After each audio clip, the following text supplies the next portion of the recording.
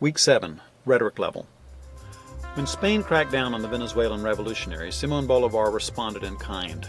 His war to the death worked, but it would probably be called terrorism today. This gives you a chance to explore whether the end ever justifies the means. Bolívar won, so people call him a patriot and a hero, but the Spanish saw him only as a rebel.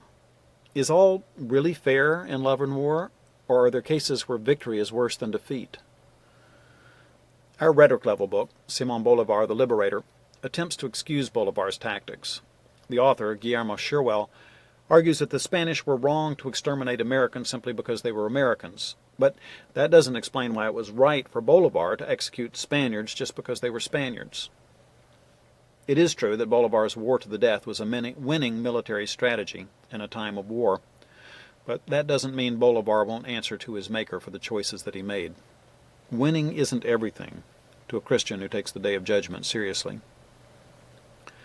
The same author, Sherwell, discusses Bolívar's disinterestedness, which was an important virtue in the eyes of these early Republicans.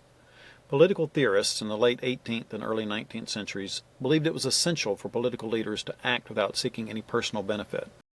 This meant businessmen couldn't be leaders, because they might profit financially. George Washington's probably the best example of this kind of disinterestedness, but Bolívar was close behind him. He was always zealous to avoid anything that might benefit him personally. The concept of disinterestedness is not as important nowadays.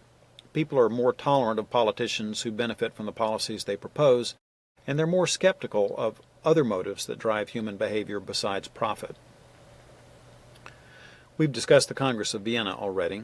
There were 3 major questions that the delegates addressed, and your students have been studying them. Ask them about the German question, the Polish question, and the Italian question. Students should be able to tell you the challenges involved in these 3 questions, and they should be able to show you on a map the results of the deliberations at the Congress. Take time to look at before and after maps of Europe in a historical atlas if you have one. Ones of the region in 1812 and then in 1815 would be most helpful. See how the delegates surrounded France with buffer states and then reworked political entities that had been reshaped by the Napoleonic Wars.